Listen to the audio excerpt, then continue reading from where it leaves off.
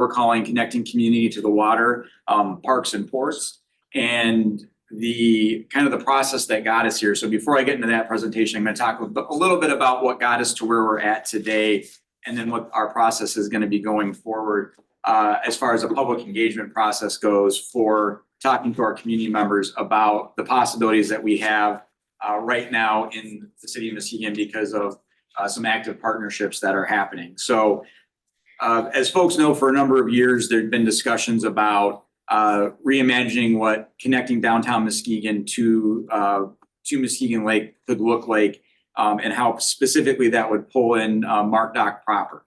And that was also looking at what the future of Fisherman's Landing would look like. Those discussions kind of ebbed and flowed a little bit. And then about a year ago, we started to have a little bit more active conversation. And after the city's master plan was adopted in the past year, those discussions started to ramp up with a number of the private property owners along Muskegon Lake, and much of the property, as you are all aware, it's not owned by necessarily the city or the county, but various private property owners, about how do we do connection that's consistent and allows for people to actually access the water more readily along Muskegon Lake all the way to the south branch of the Muskegon River. And as these pieces started to come together, a group was formed because of some steps that Mart Dock had taken to work with a consulting firm called the Smith Group, and I'll talk about that a little bit here in the presentation. And Smith Group came in and started working with a group of folks that were convened by the Chamber of Commerce. And the Lakeshore Chamber of Commerce brought a number of the private property owners together, the county, the city, some nonprofit folks as well, to start talking about what could that vision look like, where we can implement the city's master plan, increase access to the lakeshore, position Muskegon economically for more modern port operations, and also continue the good work that's been done, particularly by community members in the nonprofit sector, on continuing the restoration of our lakeshore. And in this instance, specifically, what we'll talk about is hopefully some stuff that we can do on the south branch of the Muskegon River and along the Verplank property, which is just to the east of Fisherman's Landing. This is all kind of being predicated on the fact that there's currently a federal port development grant process available in the Great Lakes called PIDP, which is Port Infrastructure Development. The next round that we would be eligible to apply for would be in 2026. However, the timelines for even though we're just literally in the first week of 25, those timelines would probably open up late this year. And there's a number of steps that have to be taken before you can apply for that grant process, including making sure that the land and property that's in question would actually be accessible or available for the development that the grant is being applied to. And that, in this case, would be Fisherman's Landing, the campground portion, not the launch ramp portion. And we'll talk about that a little bit. So as we started working through this process and on the details of how a transition could work and who would be involved in things of that nature, we had a discussion at the city commission level back in September of 2024. And that initial discussion, the commission authorized staff to continue that discussion, specifically with Mart Dock as the other primary party here, to start working out some details on what that would look like, and to design a public engagement process to talk about the steps in that process.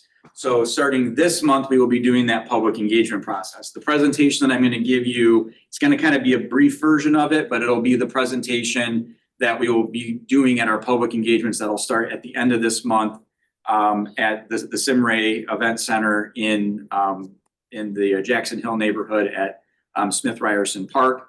Then we'll do another one in beginning of February at DPW, and then another one towards the end of February at the Innovation Hub over at Grand Valley's other building here in downtown Muskegon. We also yesterday launched a Connect Muskegon page. At the end of the presentation, there's a QR code that will take you to our Connect Muskegon main page, and you can click into the project page for the Connecting Communities to Water, Ports, and Parks. So that's kind of what got us to this point today. So I'm going to go through this presentation, and then I want some questions from you guys. One of the documents we have on the Connect Muskegon page is the frequently asked questions page. Deborah from our team will kind of be taking those questions down, full transparency, so that we can answer those and we can kind of aggregate that over all of our public engagement. So that way we're capturing what those questions are and making sure that we're answering what people want, what people have questions about. One of the questions that I've gotten about this is like, well, why is the city excited about this? Why are we spending time on this?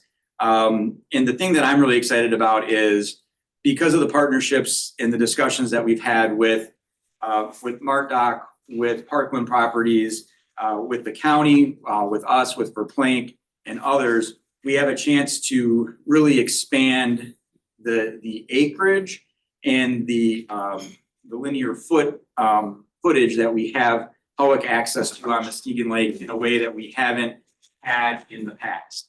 And it's a way that would hopefully make sure that we have that access going well into the future, and probably wouldn't really be rivaled since the city of Muskegon acquired Pierre Marquette and the areas along Lake Michigan as far as water access goes. So this is truly a generational opportunity to have this discussion. As we move forward, this process is not something that will happen overnight. It's not like if we agree to move a development forward, boom, next year all this is going to happen. This will be probably a 20-year plus window before all these different aspects come together, because there's a lot of moving parts here. So I'm just really excited about the opportunity to expand lake access, and particularly on the east side in that south branch of the river area.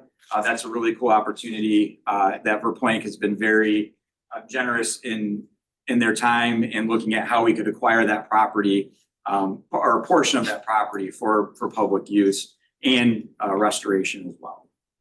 So with that, let's see if it'll let me. Sorry for everybody online, that was probably disorienting. Okay, so today's goal is, and this will be the same thing in the public comment or in the public presentations, to share information with the public. We're not going to do the small group discussions like we would do in the public engagement, and then to receive some feedback that we can digest and figure out how to work in and things of that nature. As I'm sure most of you are aware, the City Commission does have a objective of having good public engagement on various different things that are going on throughout the city. So the vision that we're looking to talk about today is increasing public access to Muskegon Lake, as I was talking about. So the current the current areas that we're talking about, we've got MartDoc proper, which is highlighted in yellow, kind of in the lower left-hand side of the first tile. Fisherman's Landing is in green, and then the Verplank property is in red on the top. The potential vision, and this is conceptual, is the second tile, where the Fisherman's Landing area, that's the campground in the first bay and a half or 2 bays of parking, would become more port operations. The inland area of the Verplank property would also become more port operations, and that would be a deal between MartDoc and Verplank. And then the area along the south branch of the river and fronting along Muskegon Lake would become some type of public park, public access area owned by the city or the county, combination thereof. And then also looking at the possibility of expanding public access in the downtown along the 3rd Street Pier. You might recall a couple years ago, the discussion on the Fisherman's Landing swap was 3rd Street for Fisherman's Landing and just kind of doing it that way. This is a little bit different, and it would be the perimeter of 3rd Street. And then we would also be looking at the Verplank property, which expands and maintains and then expands the public access on the east side. The other cool thing, and this is something that would take place over time, and there's no definitive boundaries on yet along the MartDoc proper. If port operations were to be moved off of MartDoc proper over to Fisherman's Landing, it allows for the MartDoc to look at doing mixed-use development on their site over time. And part of that would include some public access. Exactly what that would look like, that would evolve a little bit over time. But one of the things that MartDoc has publicly talked about is particularly the area from where the LST is down towards the bike trail and then up towards their main building where the Aquastar is. That would be an area that would be publicly accessible. And then figuring out how we get other areas around that would still be a little bit of a detail. But then the perimeter of the 3rd Street Pier. Sorry, I got a little bit ahead of myself. See, this is the first time I'm giving it publicly, so thank you for being my guinea pigs. So the 3 properties involved, the Mart Dock proper. So this currently has shipping storage, obviously the LST that we're all very familiar with, Aquastar, and then there's the event parking that they generously allow nonprofits to use for different events that occur at Heritage Landing. We're also looking at the Fisherman's Landing site, and this currently has boat launch, kayak launch, campground, and fishing. Those starred items would still continue to operate at Fisherman's Landing. The boat launch would still be there. It would still be a city boat launch. Really what we're talking about is the campground itself. And what we're talking about is about 13 acres of the site and about 1,200 feet of frontage, most of which is behind a fence line at this point in time and not generally readily accessible to the public unless you're camping there. And then the Verplank property, this is a property that you all might be familiar with, but the general public generally isn't familiar with because it is also behind a fence line, unless you use the bike trail really often between North Muskegon and downtown. You do go by this and you can see through the fence line. It kind of just looks like a big field. It's got scrub trees, scrub brushes. It's a former fly ash site.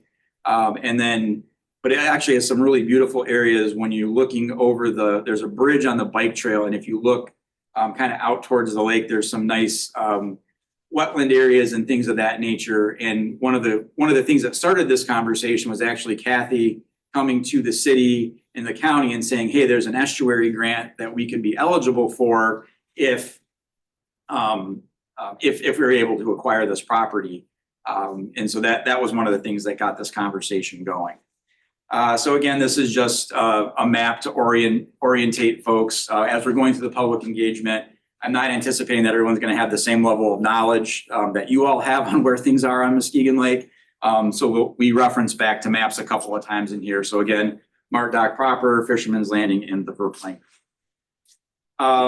Again, we were talking about why is this exciting? Because we have an opportunity to really look at public access, and this is part of a bigger picture.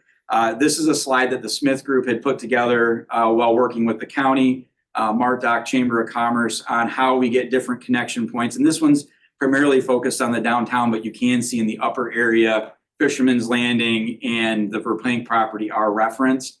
Something that I am not going to talk about in my presentation because it's not necessarily something we're directly involved in is Heritage Landing over here.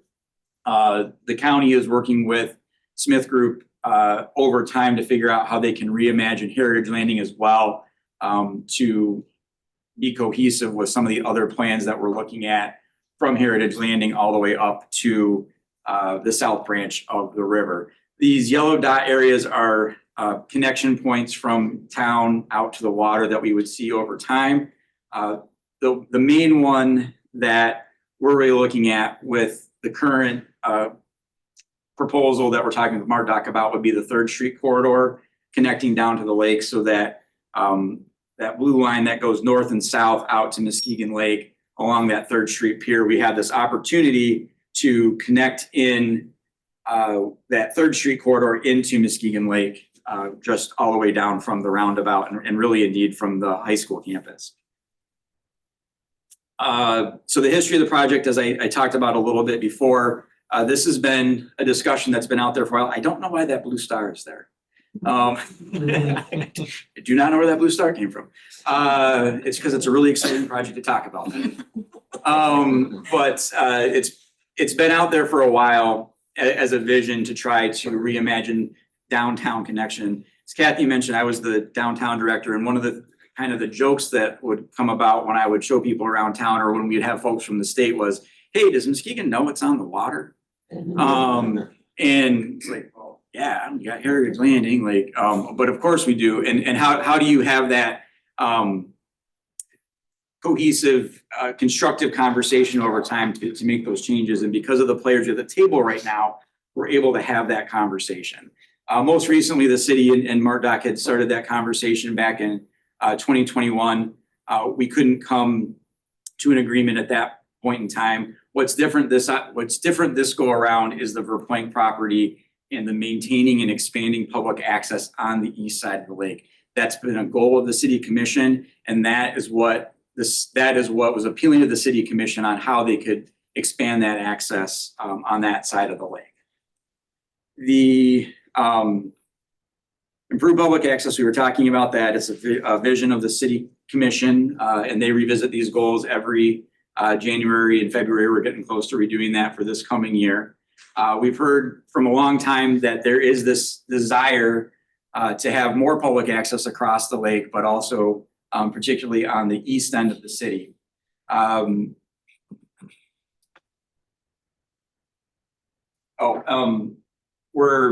This plan is a good opportunity to implement parts of our master plan and the Imagine Muskegon Lake Plan. The Imagine Muskegon Lake Plan has been around for a number of years. And as we were updating our master plan, the Imagine Muskegon Lake Plan was a reference point for us and had been a reference point for us as we were doing development in the past. This is an opportunity to really start to put into place those plans that have been around for a while and things that we have been talking about. As I've mentioned several times, all the parties involved are willing to have this conversation. Sometimes, the conversations get a little, the details aren't quite there with everybody matching up, but we're continuing to have those conversations because everybody at the table understands the unique opportunity we have as a community to increase access to Muskegon Lake. And it will also allow us to continue the environmental cleanup that folks in your organization and others have been doing for many, many years. Again, this is a little bit about a more detailed look at the MARTDOC property. Again, I want to stress this is conceptual. This is not exactly what it's going to end up looking like.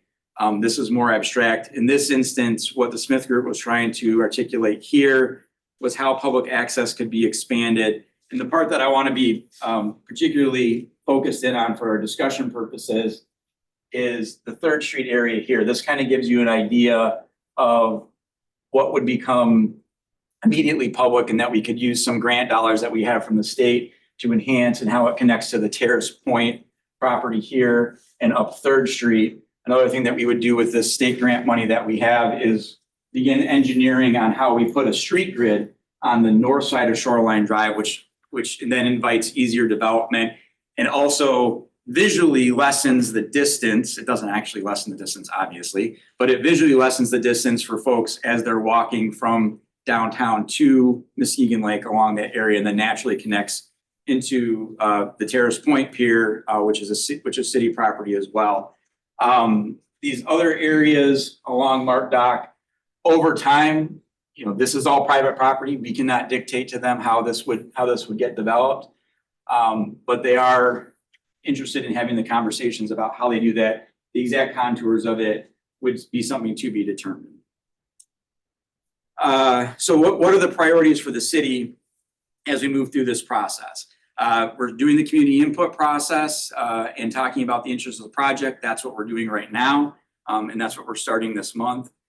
We are working on an agreement with the MARTDOC that would outline the timelines and the details of the project.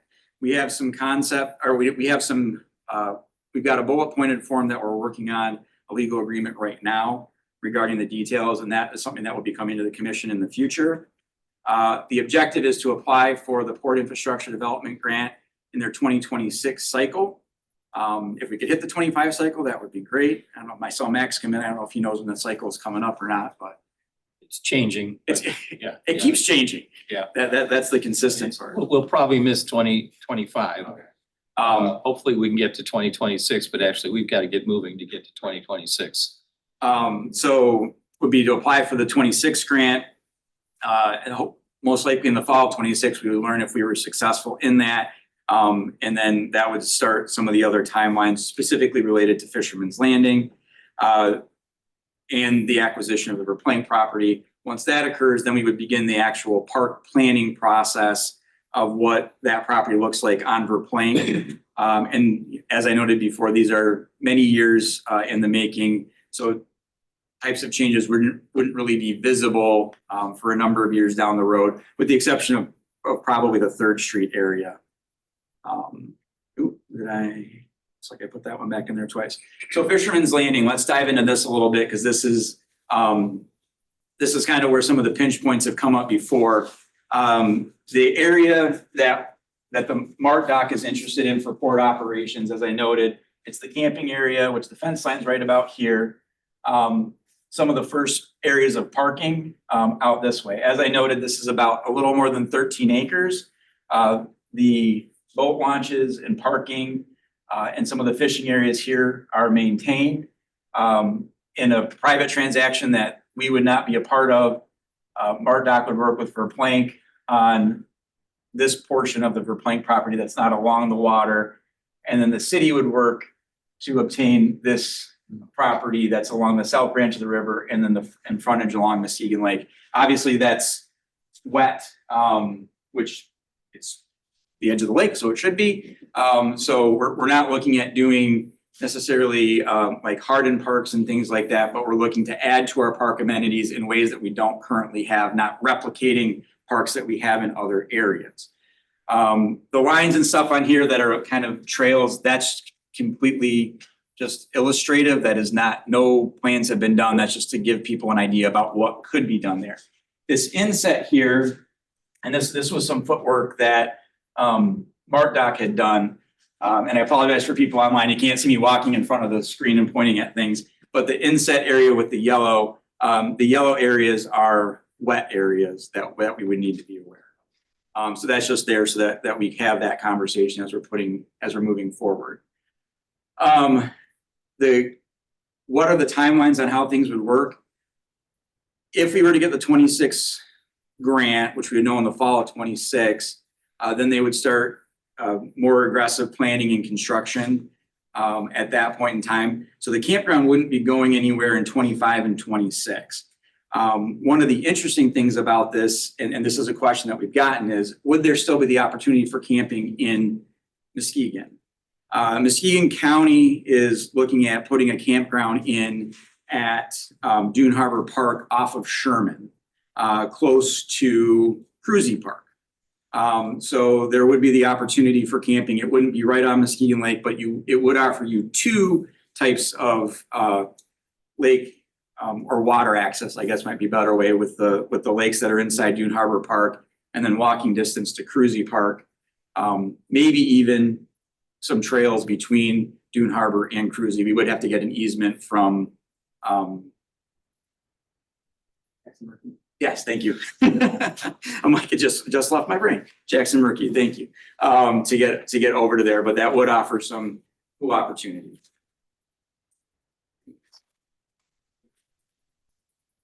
I'm having repeats in here. I apologize. This is just kind of a zoomed in picture without the text on the side to give folks a better idea about what we're talking about. So the park addition, these are rough estimations. This isn't exactly because we don't know what the delineation would look like yet, but about 25 acres. We would be foregoing 13. So that is a net increase in the acreage, about 3,000 foot of frontage. That includes the river mouth, or the south branch of the river, and the lake frontage. Currently, it's about 1,500 feet of frontage, 1,200 of which is behind a fence line. That's along the edge on Muskegon Lake and along the berm. This is just completely a conceptual idea of the type of activity that you might end up with on the Verplank property, similar to what you would see on the conservation property on the north branch of the river in North Muskegon, across from the old Rite Aid. We could do something similar to that. One of the reasons is because if we were to acquire this property and we were to go for an estuary grant, we can't do things that are going to impact the restoration that Kathy and others would like to see in that area, but there could be passive ways to do this. This is a very elaborate deck area that the Smith Group found a picture of, but I like it, so I put it in. And this is why I say concept. So we also had pictures of the north river, the north branch of the river walkway something along that way too, where you have bump outs for fishing, you've got viewpoints, things like that, which is not something that we really have in the city itself right now. So that would be a cool opportunity. Another thing that we have to talk about in all this is why is this a cool opportunity to move port operations around, and how, what's the benefit there? There's economic benefit by Muskegon modernizing its port, and by applying for this grant and looking at moving that port operations, we're positioning ourselves on the west side of the state, or the east side of Lake Michigan, as the best spot to do port operations. And we are literally naturally the best spot to do port operations. We're a deep water lake. We have a channel that's accessible. It gets dredged regularly. One of the reasons it gets dredged regularly is because we are a commercial port, and we have tons and tons and tons of aggregate and salt and other products coming in and out. And this would enhance the type of products that are coming in and out. We're the only deep water port in this part of Lake Michigan. And as noted here, here's some other deep water ports, which I believe a lot of these have actually already received the PIDP grant. As I noted, because we get more than 1 million tons of aggregate in and out, that's one of the reasons that the Army Corps does actively dredge our port. And if that was to stop over time, that would start to have an impact on some of the recreational opportunities, particularly for sailboats or sailboats that have deeper drafts. It would take a number of years, but it would start to impact. And then that responsibility would come on the city. The entire channel is in the city of Muskegon. The south part of the Muskegon State Park, which people think of as Laketon Township, is actually the city of Muskegon, basically from the bathhouse to the south. So that the whole channel is in the city of Muskegon. Having operations consolidated in one part of the lake for port operations kind of sets us up for success logistically. It's easier to get out on the road. And Fisherman's Landing already has a hardened seawall along that berth. So directly, obviously you are all very familiar with Fisherman's Landing. Directly across from the campground area is another aggregate dock that is actively used. So that area is set up for side loading, which Max and Chuck and Scott could talk about how that impacts things more than coming up on the front or things like that. Yes, sir. Have you ever considered putting a bridge over the channel to connect? No, actually. It has been discussed Oh, I over haven't, the yeah. decades. What was it, Dave? It has been discussed over the decades. Okay. And also a tunnel has been discussed. Neither of them are economically feasible. So, it would make it into that part of the state park easy. Have you ever considered it? I have not, no. There's been other bridges in town that have been discussed. The guy right behind you might say something. Yeah, I know. So, but no, not over the channel. I think there would be, just logistically thinking about it, on how tall some of those Lakers are coming in, unless it was to be a drawbridge, which that creates a whole other issue. We built the Mackinac Bridge. This Sure. is much smaller. Yeah. It would connect and make for marathons, running marathons, biking marathons. It would be a fundraiser. It would be a economic boom to the city. But it's something to consider. So I had not considered it, so. Please put it on your list. Okay. So some unknowns in the process. Exactly what the configuration of Mart Dock's gonna look like. Again, this is private property. We can't dictate to them exactly what that's gonna look like. But they're actively involved in the process, and are a key partner in making this happen and be a success. Exactly what the design of the new park would look like on the Verplank property. And one thing that we are pretty confident on, it would be more passive recreation as opposed to things like basketball courts or pickleball courts or things of that nature. We got a lot of basketball courts in the city. We don't need more basketball courts in the city. But what we don't have necessarily, and what we've heard, including in our rec master planning process, was people wanted areas where they could walk, where they could sit and view the water, where they could fish, things like that. Those are passive recreation things that we could likely integrate into a new park on the east side. And then the exact timeline due to the grant funding. However, what we do know is, as Max pointed out a minute ago, to be eligible for the PIDP grant, there are certain things that we need to have in place. And those are parts of the timeline that we need to work through. So this is the engagement part, which we're not going to do here. This is the QR code to the Connect Muskegon page. This takes you to the main Connect Muskegon page. And once you're on there, the top project right now is connecting community to the water. You can see it right there in that. So you can go there, you can sign up for updates. We'll have the PowerPoint presentation up there. We'll have updated frequently asked questions as we get those. Project timelines, things of that nature will all be on the Connect Muskegon page. So now we can get into some questions here. And I've got about 10 minutes to do questions. I do have a 1 o'clock phone call I'm going to jump on. So why don't we ask for questions of the folks online first, because I know often our chair, Dennis, and also our outreach coordinator, Catherine, have some questions because they're going to help spread the word too. So Dennis or Catherine, do either of you have questions right now? I don't have any specific questions, Kath. I know we've been discussing this potential, the project. It's a long term, as Jonathan stated, a lot of, you might be looking at decades to pull all of this off, but again, you don't get anywhere if you don't plan. So I appreciate the planning that's gone into this so far. I don't have real specific questions at the moment. I will in the future, but I just posted in the chat that when people want to join any of our MLWP groups, we asked, one of the questions is, what would you like to see the Muskegon Lake Watershed Partnership work on next? And I have a really long list of all these answers of what people are really interested in for public access. And I can share that with anyone in the city, and Jonathan, yourself too. So Awesome. yeah, I usually do that quarterly, so I have to get that out for our leadership at the moment too. So I think I have your email, so I can put you on with that too. That'd be great. And my email is super simple. It's just jonathan@shorelinecity.com. Okay, thanks. Yep.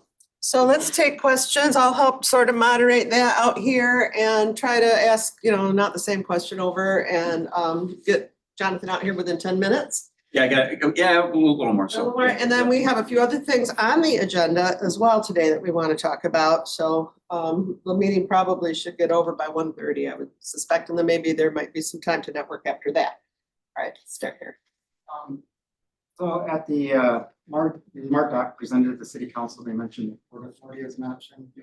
I'm wondering if you're exploring that, and two, since it would be on Fisherman's Lane, would there be ongoing compensation? Is that being discussed as part of the port operation somehow coming back to the city? So one of the things, as far as Port Authority, that the authority word in the port industry, from my understanding, has certain connotations to it. So Port Authority isn't quite the term that was being used. And Max, can you help me on what I'm drawing a blank on what you guys? Sure, we could probably call it whatever we want. Okay. It's basically, and it's just a framework, and we're open to discussion, and it could change based on input, but basically it would be where there would be an entity, and that entity would have individuals comprised of the city, the county, and the community that would compose that entity, whatever you want to call it, commission, whatever. Advisory board. Advisory board. Well, it would have probably more ability to do things than advise. We anticipate that if indeed we can come to an agreement where there's some revenue sharing from the port and the increased business that would come from the port, we want to share that with the community. We want to get the community as a partner. And we're actually hoping this is a way that will connect not only Muskegon with the port, but even the urban core of Muskegon, because this authority, the individuals that make up this authority could then determine where that money goes, their share, where does that go? And it's a way that you could connect in the inner core of Muskegon. They could share with some of that revenue, but it would not be up to the Mark Doc where that revenue goes. It would be up to this commission that would be formed ideally, because the county is going to be involved with this, it would be the city, the county, perhaps our representatives would have a say in it. And yeah, the Mart Doc would want a seat on it. And I think they probably would want to have the Mart to have a seat. And it might be a 7 or 9 person board. And that's just kind of an outline that we're talking about right now, but it's a way to get a partnership with the community, with the Mart Doc. And one of the advantages of that is that then the community is incentivized to get this port moving, get it going, get it growing. And Jonathan touched on it here, but I think at these other community engagement sessions coming up, there might be a little bit more detail about how exciting it can be to have this partnership and have a port. And Chuck Cainstraight, who's our president and general manager and just really involved in all this, has made some great strides in putting together a model that could really make Muskegon a thriving port. That was, and thanks for the reminder on that one, Max. So one of the slides that we don't have in here yet is that economic impact and the type of jobs from a port operation and some spinoff. But yeah, there would be some revenue sharing. That was all ideas that MartDoc came up with, to their credit, to try to make this more of an incentive for the folks in the community. Okay, who else back there?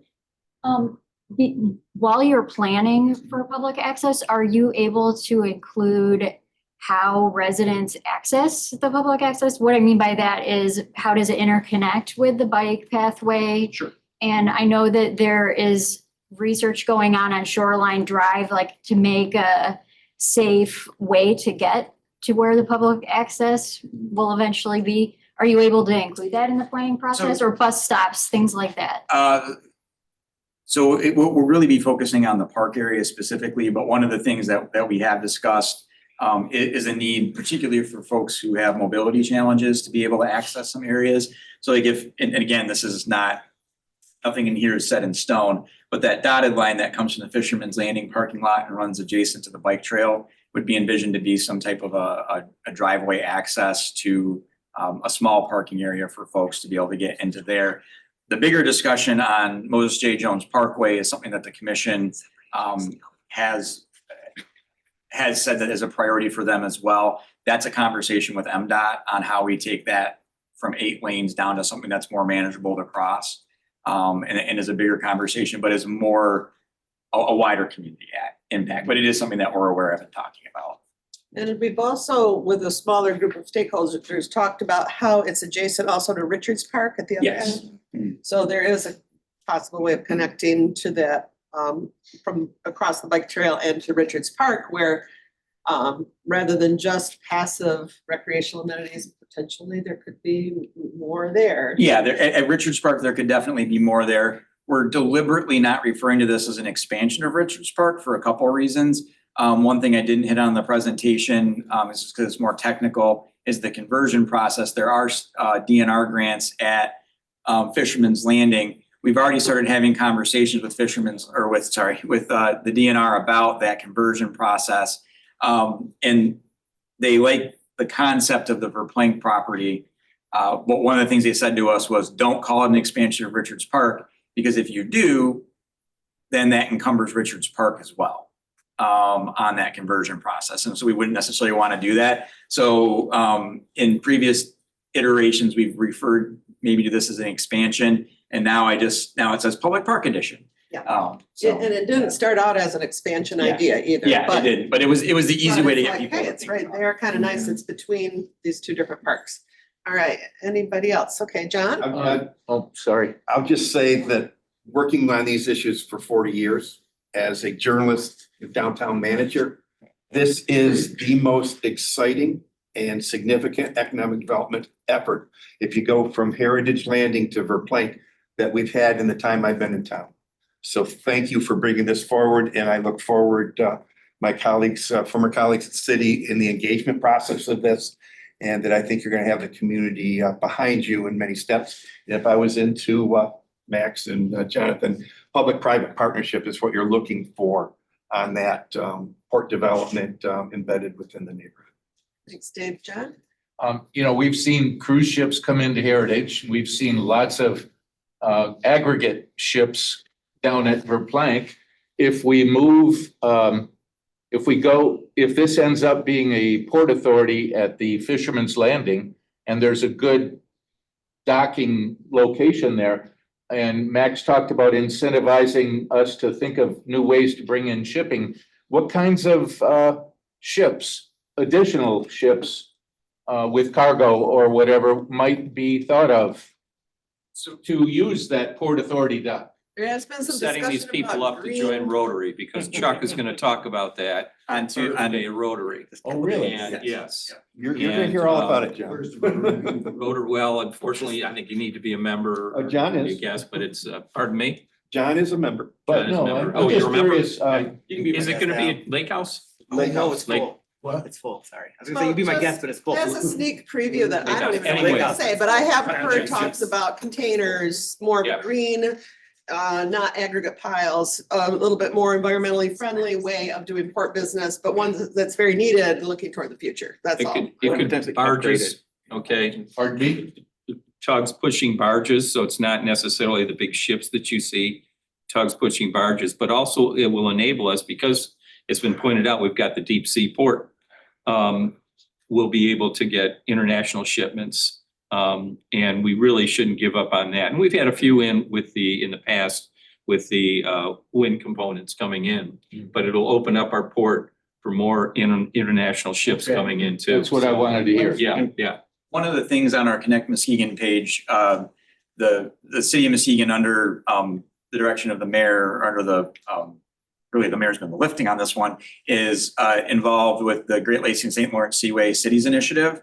And I've got a video that they put together regarding modern port operations, environmentally friendly aspects of that, conservation of water, and how those different things work together. It's a short video, it's not uber detailed, but those are the type of visions that we see for this. This is a way that we can utilize the economic asset that we have while thinking about the environmental impact that we're having in the community, marrying those things together with public access, with recreation, and trying to find these, it's rare that you find win-win-wins. The more that we dig into this, if we do this right, if we do this in the way that we need to do this, we can have win-win-win situations.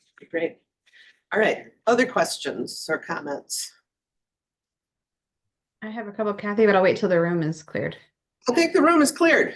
Okay, so a couple quick things on the presentation, Jonathan, as we go to the public, if you could add a legend when you're looking at colors and lines so people know what we're looking at, that's great information for folks. Maintenance, as we add all of these additional green spaces, if they are not a full solid park and maybe don't have a clear boundary, it's good to consider who exactly is going to maintain it and make sure that we keep them viable and visible and not just kind of a pass through that gets ignored. And so that just kind of some comments there. And then we talked about the Moses J. Jones thing. That's great. But for Mart Dock, would they then no longer engage in non-passenger port operations at their current operation, or would they continue to have any shipping in that space? And would they have any homeland security requirements in that space? So the part of the deal is that once the Fisherman's Landing portion becomes an active port, there would be a timeline on when port operations at Mart Dock proper would stop. So they would move it over there at that point in time. Okay, let's see, who else do we, we have another question out here. And then we'll go to more people back here that I can see. Okay, Rory. Just two quick questions, not necessarily from my perspective, but from others in the community that I've heard. Obviously, Fisherman's Landing Campground is used for bass fishing tournaments, big draw, so on and so forth. I know that you said that if there's a proposed campground at Dune Harbor Park, but being able to, in the FAQ, more directly address knock-on effects with the bass tournament, so on and so forth. And then I believe at the city commission meeting, when this was first proposed, there was the conversation around a community benefits agreement. Yep. Can you speak more to that? That's what Max was talking about Okay. earlier with the revenue sharing essentially. Okay. So, yeah. Thanks. Yep. Okay, anyone else on Zoom that had a question? Steve has a list of questions. I don't know if you got to any of those, but just an FYI. No, I don't think we have yet. Let's see, are they in the chat? I'm opening that now. Yep. Okay, I see. Steve Thompson. Okay, so Steve, I don't know if you want to chime in or if you want me to read your questions. Who would pay for the environmental cleanup? I think he's talking about the work at the Verplank site, which is a coal combustion Yeah, residuals landfill, so- basically. Yep, we would hopefully be obtaining grants for that, once we would, acquire the property, and we would work with both for planking consumers to understand exactly what that, particularly for the park area that we would be working with, what kind of remediation would need to occur there. And then there's a question about the right of way from the boat launch to the new property. Yes, so that, that's a detail that would be worked out once we know the contours of the actual property. But we have had, as you can see in here, that has been part of the discussion about how you would get, particularly as I noted, for mobility challenged folks to get back into that. Yeah, I am on. I was tied up on a conference call with my doctor and I'm back. I didn't anticipate being back so quick. Yeah, the access, I was thinking in terms maybe right along the bike path is pretty important so we don't end up with a landlocked piece of property that doesn't do much good. Yeah. I'm definitely in favor of the city gaining a beautiful piece of property, but we're going to lose a piece of usable property immediately to Max. And I see we're gaining property that's going to take us years to clean up. And suddenly we're not gaining really any new property downtown. So actually, we would be gaining property before the Mark Dock would. So if the deal goes into place, the perimeter of the Third Street Pier, the city would start working on getting access to that, and that would be done prior to the Mark Dock, probably even applying for the PIDP grant, and certainly before port operations would start over there. The campground would continue to operate until the point in time that Mark Dock would start construction to turn that campground area into an active port. So we would gain property from the outset. Yes, the Verplank property would take time to develop, and we would need, or not, I shouldn't say develop, but to repurpose into public access. We also want to make sure that we do it right, and that we have the ability to get the access the way that we want it. Yeah, but we're not really gaining any property downtown at all, other than maybe right along the edge of the property. Because I know at one time there were some conversations about, the property they wanted to put a slip in to combine like the Clipper and the LST and stuff. I don't see that property as being shown coming to us anymore. So the details on Mark Dock proper would need to be worked out. The areas that we've talked about specifically are from the Aquastar to the south towards the bike trail. The way that they've envisioned it, and again, this is conceptual, would be a park area, a more manicured park area outside of the former arena building there on the barrel-shaped building on the Mark Dock property. But the rest of the Mark Dock property, exactly what that would look like, whether it's public easement, publicly owned, or things of that nature would still be determined. But the city in the public owned areas, there would be a net increase in both linear footage and acreage on Muskegon Lake and the river. Yeah, there would be. It looks like a lot of the linear footage on the river itself is wetland, so we're not going to develop it. Having access to it would be wonderful, just like I'm involved with the nature preserve, and you talked about our boardwalk. To have that on both sides of the Muskegon River would be wonderful for the public. I just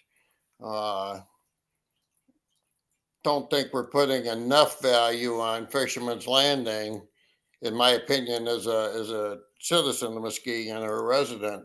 I don't think we're putting enough value on that land when we're looking at the possibility of gaining land downtown. I think we need to really carry more consideration there going forward, but I don't want to tie everything up because I know he's got to leave pretty quick. Yeah. That's a good point though, Stephen. I know that's on people's minds and I'm sure that'll be discussed more at future meetings and sessions. We have another, I was just wondering if you could go back to the slide that shows both Third Street and Third Point.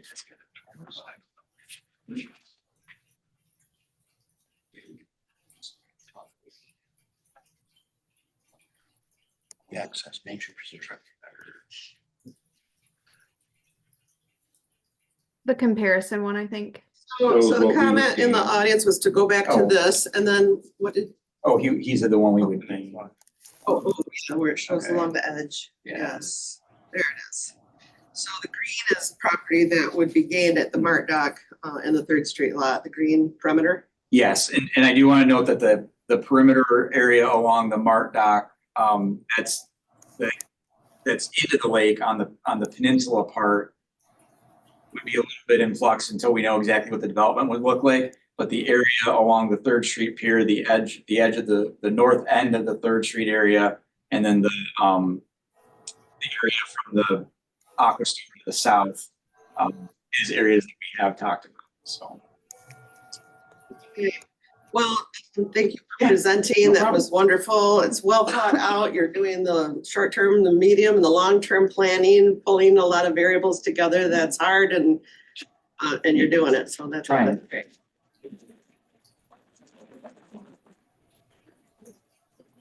Go into the rest of our agenda. I am Chair of